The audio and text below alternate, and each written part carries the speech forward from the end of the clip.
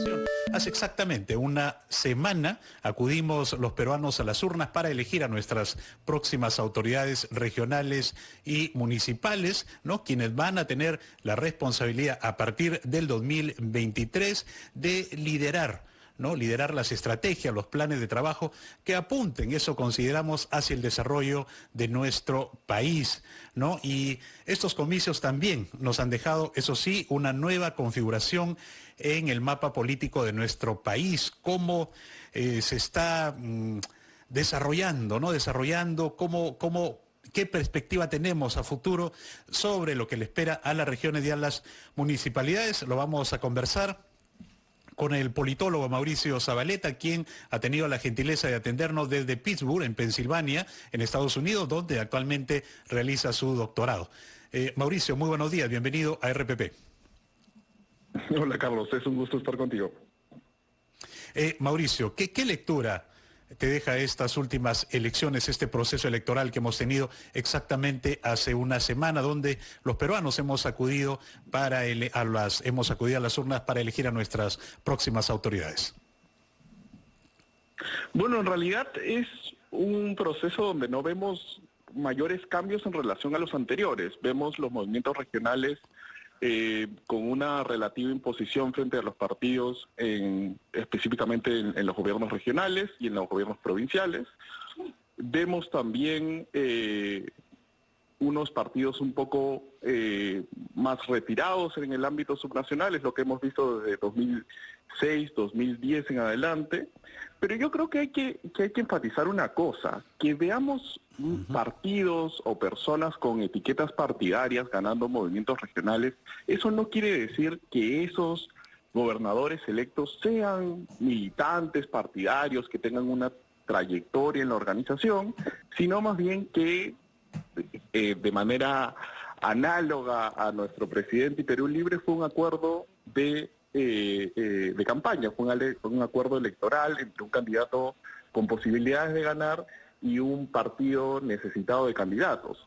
Entonces, yo lo que diría es que en términos generales, lo que tenemos son varios candidatos, por lo general independientes, que tienen una propia reputación personal, ¿no? Recursos, y que van viendo si postulan con un movimiento, si es que ellos tienen un propio movimiento, o si se incorporan a un movimiento o se incorporan a un partido. Lo que quiero decir con esto es que en general, más allá de contar movimientos o contar partidos, lo que vemos desde hace al menos 10 años son personalidades independientes que ganan los puestos en disputa en el ámbito subnacional. Ahora, entonces lo que sucede es que los peruanos estamos privilegiando a las personas, su trayectoria política, su trayectoria laboral, antes que las ideas políticas, pero también no será de que el abanico de alternativas que tenemos al momento de elegir es bastante reducido, y esto a consecuencia de las elecciones internas dentro de los partidos políticos.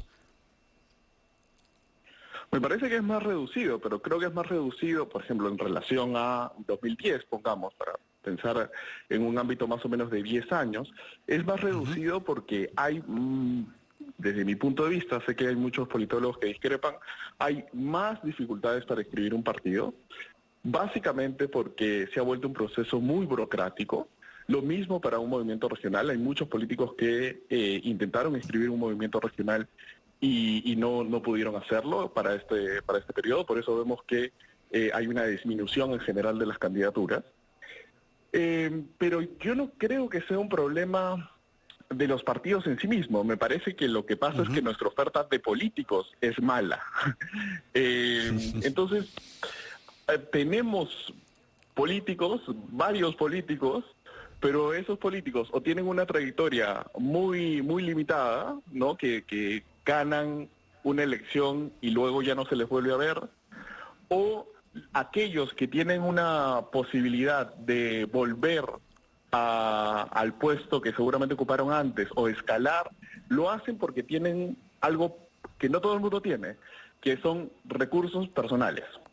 ¿Sí? Recursos logísticos y recursos económicos, ¿te refieres? Personas, recursos económicos, por supuesto. Si nosotros vemos gobernadores regionales que han regresado, por ejemplo, Gilbeck, Acuña, Horna, que posiblemente gane en Amazonas, Otsuka también podríamos ponerlo en Madre de Dios, son políticos que tienen recursos personales, son empresarios que pueden volver a hacer campaña, que pueden volver a hacer política, y creo que ese es el factor determinante por el cual los vemos nuevamente, ¿no? Porque tienen la capacidad económica para regresar. El resto de políticos son políticos de una sola oportunidad, básicamente. Políticos Ahora, pero que, ¿cómo fortalecer en todo caso, Mauricio, cómo fortalecer entonces la oferta de políticos, pero que no tengan un sustento meramente económico que los lleve a ser candidatos y que finalmente tengamos que elegirlos como nuestras próximas autoridades? ¿Qué es lo que nos está faltando como país, como sociedad, para que esa oferta de políticos sea pues de calidad? Sí, bueno, esa es la pregunta difícil de responder. Yo sería irresponsable de dar una fórmula. Yo lo que creo es que si uno necesita que los políticos, primero que se dediquen primariamente a la política, que no vengan de hacer fortuna y luego pasen al gobierno, que básicamente sean personas dedicadas al servicio público, tenemos que ver alguna forma en la cual nutrir de recursos a ese pool más grande de políticos, ¿sí? ¿Cómo hacer eso? Es muy complicado, pero hay que pensar cómo construimos trayectorias en el Perú. Porque una cosa que hemos perdido, que antes teníamos medianamente, eran políticos de cierta trayectoria. Yo sé que es impopular hablar de esto, pero los políticos profesionales, al igual que en esta sociedad tan compleja, necesitamos profesionales que tengan experiencia en todos los ámbitos, digamos, de lo público, de lo privado. Necesitamos gente experimentada, con dedicación a un oficio. Pues lo mismo necesitamos en la política. Y no podemos estar dependientes de políticos muy amateurs que logran ganar una elección y luego ya no se les vuelve a ver, o que ganan elecciones de manera muy intermitente, ¿no? O de personas con muchos recursos que pueden darse el lujo de volver a reelegirse, ya sea cuando existía la reelección inmediata o reelegirse después de un periodo. ¿Cómo hacer eso? Creo que es algo que tenemos que debatir y conversar. Pero yo lo traigo aquí a RPP para que, con la esperanza de que pueda armarse un debate sobre eso. No es algo fácil de hacer, porque es una situación casi sui generis en el mundo. Los partidos son débiles a la escala global, pero en el Perú son más débiles aún. Una de las causas, ¿no crees que sería que también en las universidades del Perú, donde antes, en los 80, había mucho dinamismo político, mucha actividad por parte de los jóvenes universitarios, y desde ahí aparecían también nuevos liderazgos, renovadas ideas? Sin embargo, eso lo vemos de manera muy escasa actualmente en nuestro país ahora? Sin duda. Creo que apuntas a algo esencial. Hace 30 años, 20 años incluso, teníamos una sociedad civil mucho más activa, que eran federaciones universitarias, federaciones de trabajadores, gremios de empresarios, que hacían política de manera colectiva y que estaban involucrados de alguna u otra manera con algún tipo de partido. De repente las federaciones universitarias un poco más hacia la izquierda, las federaciones o los gremios empresariales estaban más conectados con un partido como el PPC, por ejemplo, con Parte de Acción Popular, y había una especie de cadena de transmisión desde la sociedad hacia los partidos. No quiero idealizarlo, no estoy diciendo que eso funcionaba de manera espectacular, pero había más o menos una ruta de escalamiento de aquellas personas que aspiraban a ser políticos y representantes. Eso, ahora, lamentablemente, ya no lo tenemos. Ahora, Mauricio, tal como lo sostienes en tu libro, que los peruanos seguimos priorizando las prácticas informales, incluso, ¿no?, en los procesos electorales, pero esto no será parte también una consecuencia lógica de que como sociedad en diferentes aspectos, en diferentes sectores en nuestro país, la informalidad nos está ganando. Por supuesto. Digamos, si un país tiene el 75% de la PEA de la población económica activa en situación de informalidad, es muy difícil que tu política vaya a ser formal. Porque la base de la política, y esto a parecer nos olvidamos, es la sociedad. Entonces, si tienes un país con instituciones débiles y con una informalidad de la economía y de la sociedad, pues es imposible que tu política sea formal. Y a lo que yo me refiero en el libro, que es Coaliciones Independientes, las reglas no escritas de la política electoral, es Sí, sí, cómo, lo a pesar de los estamos esfuerzos de apreciando. reforma, y cómo, digamos, en un proceso donde se ha enfatizado mucho las instituciones, los políticos han logrado establecer unas instituciones alternativas, si se quiere, de carácter informal. Estas no están escritas, no son una ley, pero son de conocimiento de todos los políticos, que para hacer campaña exitosa tienes que, por ejemplo, contratar operadores que encuentras, volviendo a tu punto, en universidades, pero que no son partidarios, sino que te permiten movilizar gente a la plaza, que por ejemplo en el sur es muy común de que si tú quieres hacer política, tienes que ir a una radio, construir un nombre ahí, seguramente haciendo oposición al gobierno central, y luego poder saltar a lo regional. A la Estrategias de marketing, regional, como le denominamos, ¿no? Estrategias. Son estrategias de marketing, pero también, por ejemplo, hemos hablado mucho sobre, y tú lo ponías al principio de la conversación, de la forma de selección de candidatos dentro de los partidos. Y desde la ley de partidos del 2003 se ha buscado regular eso. Pero los políticos han sido muy exitosos, y voy a poner exitosos entre comillas, o sea, han logrado su cometido, pero sacándole la vuelta a la ley, ¿no? Entonces, ok, que haya cierta competencia en la selección de candidatos, pero en partidos personalistas como los que tenemos nosotros, pues eso se soluciona o se ha solucionado para los políticos de manera muy fácil, estableciendo listas únicas, ¿no?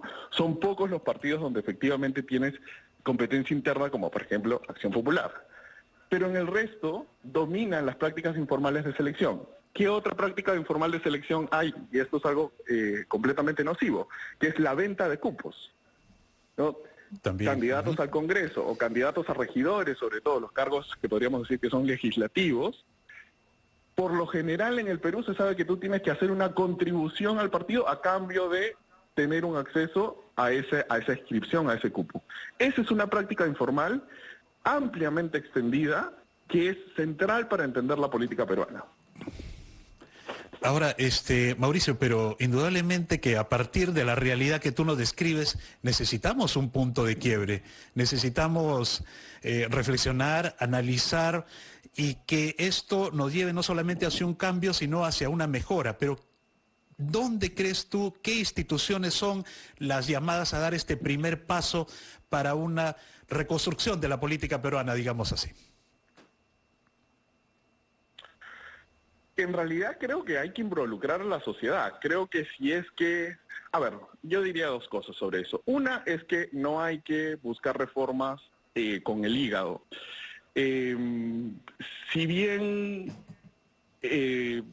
la prohibición de la reelección no es el motivo por el cual vemos esta descomposición precede ese cambio, la animosidad hacia los políticos que se reeligen ha llevado a que básicamente lo que tengamos ahora en el Parlamento y también en cierta medida en los gobiernos regionales y subnacionales es políticos cada vez menos experimentados y que saben que tienen una sola oportunidad de ocupar el cargo. Cuando tú tienes un político que sabe que solamente tiene una oportunidad, pues hay muchos incentivos para comportarte de manera absolutamente irresponsable y incentivos para, lo voy a decir de manera muy simple, para robar. Sí. Cuando los políticos tienen, digamos, un horizonte de largo plazo, pues se van a cuidar mucho más y van a estar mucho más atentos a cómo están recibiendo los electores su performance en el gobierno. Eso uno, yo diría que hay que, primero, legislar con calma y con cabeza fría, ¿no? Para no cometer errores como los que creo que hemos cometido. Muy bien. Y en segundo término, creo que una reforma política no va a suceder si es que no está la sociedad involucrada. La sociedad tiene que involucrarse de manera activa en pedir reforma política y en pensar nuevas alternativas de reforma política. Si es que la reforma política solamente se concentra, no sé, en quienes participamos como invitados en RPP, o un grupo muy reducido de activistas o de profesionales, gente que yo creo que con mucho interés y buena voluntad participa, no va a ser suficiente. Pero no va a ser suficiente, no va a ser suficiente, ¿no? De la sociedad en su conjunto. De toda la sociedad. Muy bien, sin duda pues que necesitamos, ¿no? Más análisis, como precisamente estos diálogos que tenemos contigo, Mauricio, para apuntar hacia una mejora en el escenario político nacional. Bastante agradecidos, Mauricio Zabaleta, por estas interesantes ideas que han compartido con nosotros. Muchísimas gracias. El agradecimiento es mío.